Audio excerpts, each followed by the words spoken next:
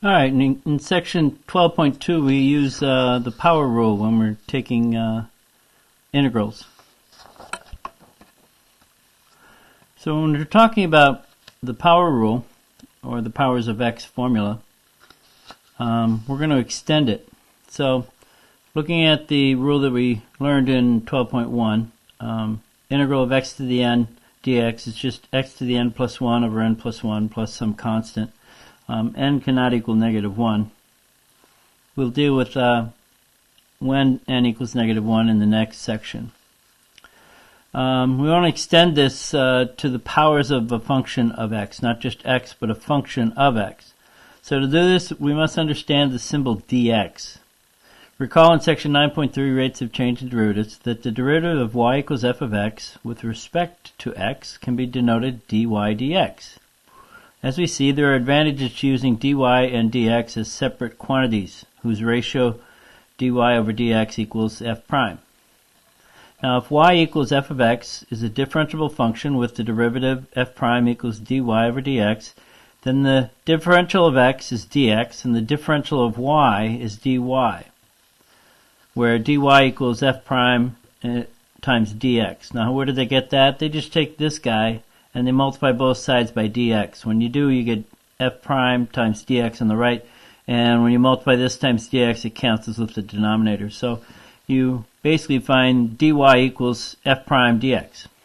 Although differentials are used in certain approximation formulas problems, we are interested in the differential notation at this time. So let's look at example 1. They ask us to find dy if y equals this guy here. Alright, so you take the derivative of that. Well, we know dy equals the derivative times dx, and we know what the derivative of this is. It's just 3x squared minus 8x, right? And then you put a dx after it. Now they ask you what is du if u equals 5u to the 4th plus 11. Well, du equals u prime times dx, and we know what the derivative d prime is, or u prime is. It's 20u to the 3rd. And you just tag on, you plug it in there for u prime, and you get your answer. Now the power rule, in terms of our goal to extending the powers of x formula, we would suspect that if x is replaced by a function of x, then dx should be replaced by a differential of that function. Let's see if that's true. Recall that if y equals u to the x to the n, then the derivative of y is, you bring the n out front and subtract 1 from the exponent, and you got to follow it with the derivative of what's inside. Using this formula for derivatives, we can see that the integral of this guy is going to equal the original function itself. It's easy to see that this formula is equivalent to the following formula, which is called the power rule for integration. This one's a little bit complicated. I'll show you a simpler one in just a minute. This is the integral of u to the x raised to the n, or u of x raised to the n, times u prime dx, and you get u raised to the n plus 1 over n plus 1 plus c. Using the fact that du equals u prime dx, or du equals u prime of dx, we can write the formula in a simpler form.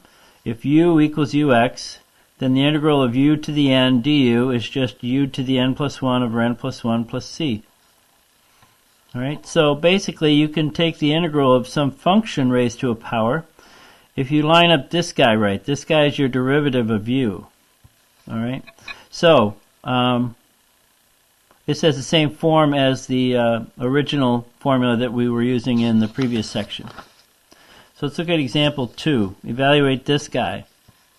Well, to use the power rule, we must be sure we have the right function u, its derivative u prime, and we also have to make sure the exponent is not negative 1. Well, we can let this guy in here equal u. The n is 5, and the derivative of 3x squared plus 4 is just 6x. So now look at this and see if we have all our parts. Do we have our u raised to a power, or do we have our u prime and our dx? Well, there's our u raised to a number. There's our u prime, and there's our dx. So we do have in the right form. So we can just go ahead and take the integral. So we're adding 1 to the exponent and dividing by that number. And now you plug back in what u is. All right. You can check it by taking the derivative, and you get back the original function you started with. So that confirms our our result. All right, to evaluate this one, well, you let u equal the item underneath the square root, and then the derivative of that is just 2. So we've got the square root of u times u prime dx. So we've got square root of u prime dx, and square root of u is just u to the 1/2. And so you just got u to the 1/2 du, and so you add 1 to the exponent and divide by that same number, and you add a constant c. And then you just plug in 2x plus 3 into the function. So you get, when you flip the 3/2 and multiply it times the top, you get a 2/3 there. And this is your u raised to the 3/2, and there's your constant. And you can check it. The derivative of this guy does equal the original question that we had. And these are different families of the answer. The answer is this answer with this plus c. So if c is 0, you get, I think, the middle one there. If c is 5 or 10 or minus 5 or minus 10, notice it's the same shape every time. It's just hiked up 5, 10, or down 5 or down 10 units. It's the same graph. It just shifted up or down. Example 4, evaluate this integral. Well, let's let u equal that thing in the inside there and take the derivative. So we need a 20x cubed. We have the x cubed, but we don't have the 20. So a factor of 20 is not in the integrand. That's what this guy inside here is called, the integrand. We can multiply and divide out 20 as follows. So you can write this as 1 over 20 times 20. And you can bring the x to the third to the back here and write the original function to the exponent. And so now you've got remember 1 over 20 times 20 is just 1, so you didn't change the value of the problem. But now you have it set up to where this is u prime, and that's your dx. So now you can take the derivative and you add 1 to the 9 and divide by that new number and simplify it. And then you plug back in what u equaled. U equaled 5x to the 4th plus 11, so that's what you plug in there for u. Alright, same idea here. We let u equal the x cubed minus 4, so then we take the derivative and we get 3x squared. Well, we don't have 3x squared, we have 5x squared. So you can bring the 5 out front, okay, and we want a 3 there. Now, if you're going to multiply by 3, you got to multiply by 1/3 to cancel each other out. So there's the 5 on the outside. There's the 1/3 to replace to cancel out the 3 that we added. And now we've got u to the 1/2 power times u prime dx. And so now you just take the 1/2 and add 1 and divide by that new number, and then simplify it, and then you plug back in what u is, and you get your answer. Notice we can factor out a constant. Okay, like 20 or 1/3 or 3. But we cannot factor out a variable. Example 6. Okay, if we let x squared plus 4, if we let x squared plus 4 equal u, then u prime is 2x. Well, if you look at this thing, there is no 2x. You could put a 2 there, but you can't put an x there. Because we'd like to introduce a variable to get u prime in the integral, we can't solve this problem by using the power rule. We've got to find another way. So if you take this thing and expand it out, you can take the integral of each one individually. Although it's tempting to factor 1 over 2x so that you can introduce 2x into this problem and use the power rule, this leads to a quote answer that does not check, meaning it gives you the wrong answer. We can only introduce a constant function. So example 7, you've got, for a, you got this guy as your u, and the derivative is 4x minus 4, factor out the 4, and you get 4 times this. Well, you got the x minus 1, you just need the 4 in there. So if you put a 4 there, you put a 1/4 out front. And that's what we do here. 1/4 out front and a 4 there. So now this is your u, there's your u prime and your dx. And then you take the integral. You add 1 to the 7 and divide by that 8. Simplify it, and then you plug in what u is from the very beginning. For b, you let u equal the x cubed minus 3. If you have trouble figuring out what's going to be your u, it's got to be the highest power, because your u prime is going to be 1 degree smaller. So your u is the x cubed, and your du has got to be the x squared somehow. Alright, so you let u equal this, you take the derivative, you get this, and factor out of 3. So when you look at the problem here, you see that you have an x squared minus 1, but you don't have the 3. Alright, so you can take this guy and write it upstairs with a negative 3. You can bring this guy off to the right. Alright, so now you've got some number raised, some function raised to the negative 3. You got its derivative if you're able to put a 3 in there. So if we put a 3 there, you got to put 1/3 out front, and that's exactly what we do. So now you've got your u to the negative 3, you got your u prime, and you got your dx. So now you take the integral and you add 1 to the negative 3, that gives you negative 2, and then you divide by that negative 2, and you simplify it, and then you finally plug in what u is, and there you go, there's your function. Alright, example 8, suppose the marginal revenue for a product is given by this. Find the actual total revenue. So you got to integrate. You remember, if we're given the derivative, we can find the original function by using integration. So we're going to take the integral of that, and so we can write this as 3x plus 1 to the 1/2 times 600 plus 2, all of it times dx. And we can break it up into two separate intervals. This second one's not a problem. We'll be able to take that integral. This one's a tough one. So we let 3x plus 1 be our u, and then our u prime is 3. Well, we don't have 3, we have 600. So I just bring the 600 out front, and then whatever I need there, I put there, and then I flip it to cancel it out. So if I put a 3, I put a 1/3. When you multiply it times 600, you get 200. And so you've got your u to the negative 1/2, u prime dx, and you got this guy here.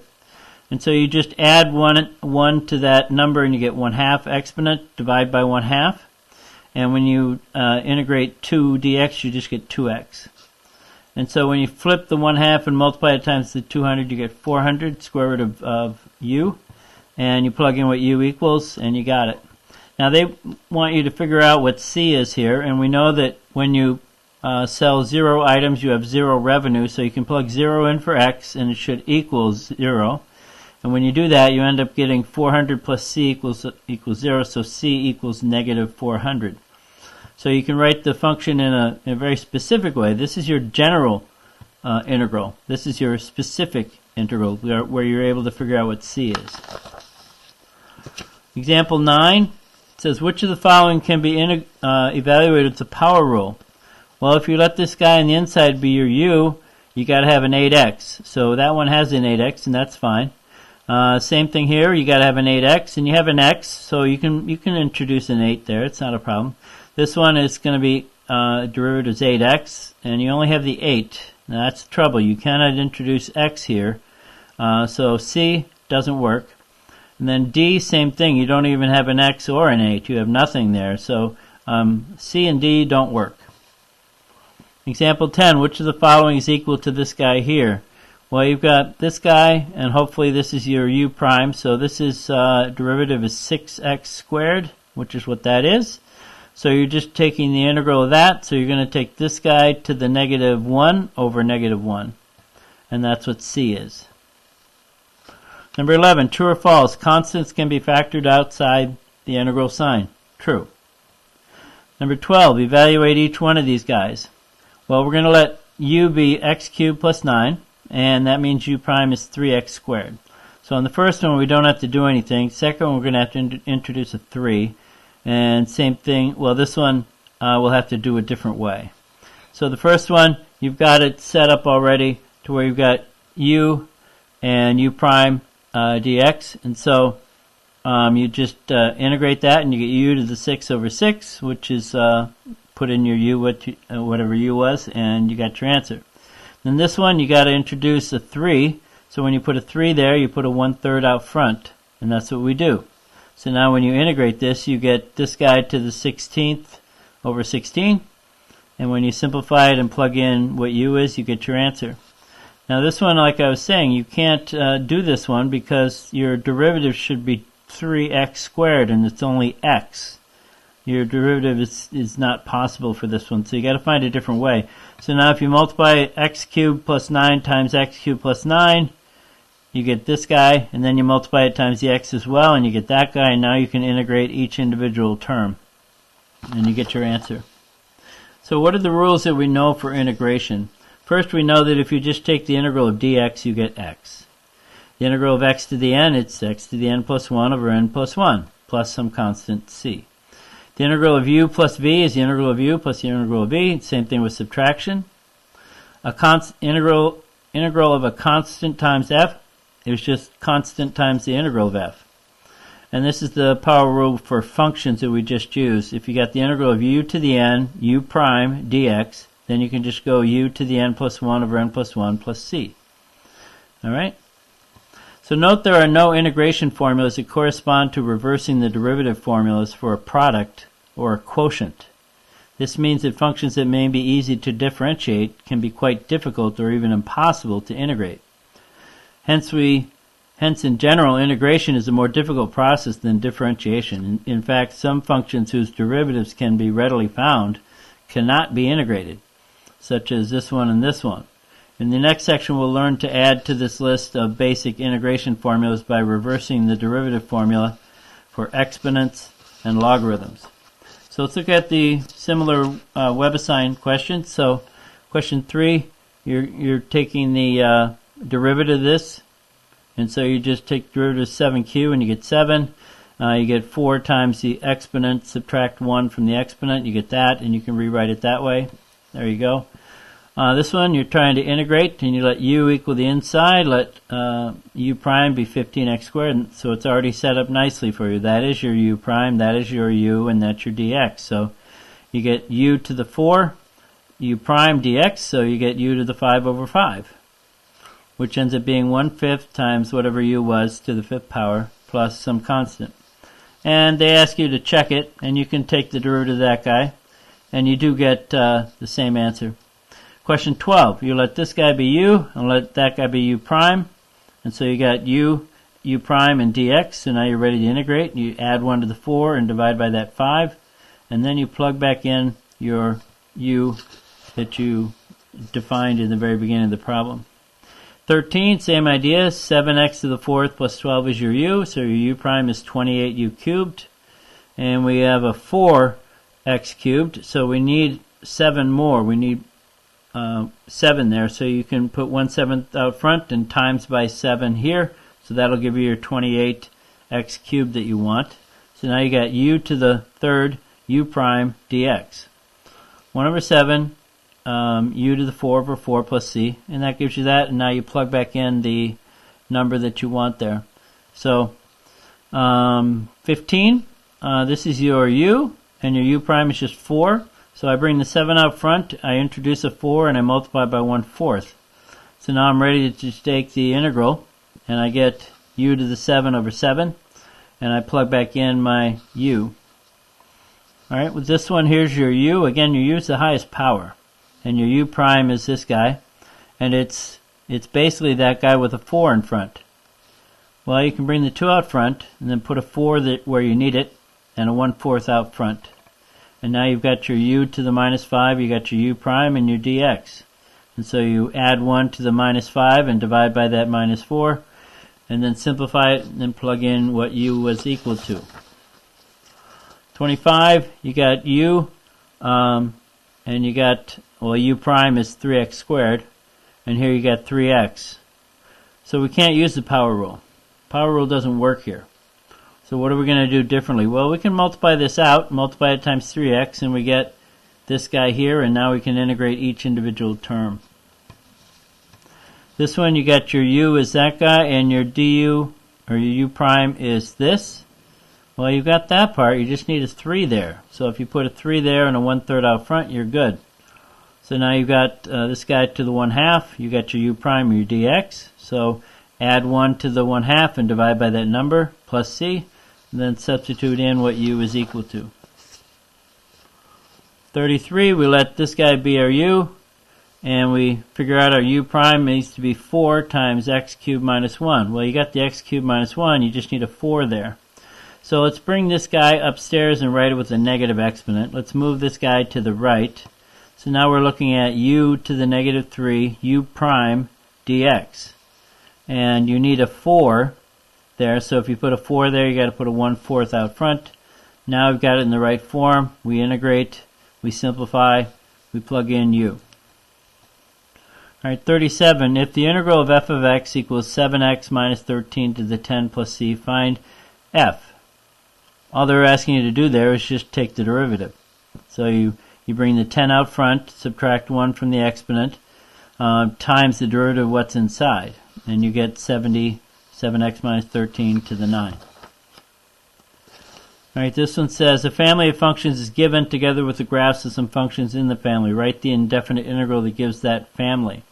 So here's the function, and they want you to find the derivative. So you take the derivative here, and you end up getting 8/3 x, and this guy to the 1/3 power. And so that's what your original derivative is. Remember, the integral of the f prime equals the original function f. So you just take the derivative and put it in front of put the integral in front of it. 47, they give you the derivative, and they want you to find the original revenue function, so we got to integrate. And you let u equal 2x plus 1, so u prime is 2. So I moved the 2 out here, and I wrote this u with a negative 2, and so now you've got u to the negative 2, you got your du, or u prime, and you got your dx. You got everything you need. And notice I brought the 15 out front. I took negative 15 out front, but I left 2 here because I needed the 2 for my u prime. Alright, and so when you integrate, you get u to the negative 1 over negative 1. You get your 30x from the integral of 30 is just 30x. And you plug back in what u is equal to. Now, we know that when revenue is when we sell 0 items, we have 0 revenue. So you can plug in 0 for x here, and it's set equal to 0. And when you solve this, you get c equals negative 15. So instead of writing this as your general formula for the revenue, you can write a very specific answer, which is the revenue function. And 51, they give you ds over dx equals this guy here. And so that means ds equals this guy when you multiply both sides by dx. So if we let u equal x to x plus 1, and let u prime equal 1, and we integrate this thing, we're going to find s. So you integrate 5 times this guy to the negative 1/2 dx, and you've already got the 1 dx. You just bring the 5 out front, and you got u to the minus 1/2, and you got your u prime, and you got your dx. Remember, u prime is just 1. So this is ready to go. So you add 1 and add 1 to the exponent and divide by that exponent, and you get your answer there. Simplify it, and we plug back in what u equaled. And now they tell us that the average student can complete 10 entries per minute with no lessons, meaning x equals 0. So when x equals 0, the answer is 10. So you plug 0 in for x here, set it equal to 10, and solve, and you find c equals 0. So here's your general form. This guy here is your general form, but this is your specific form. Now they ask you what happens after 24 lessons. Well, you can do 50 entries, I think, without errors.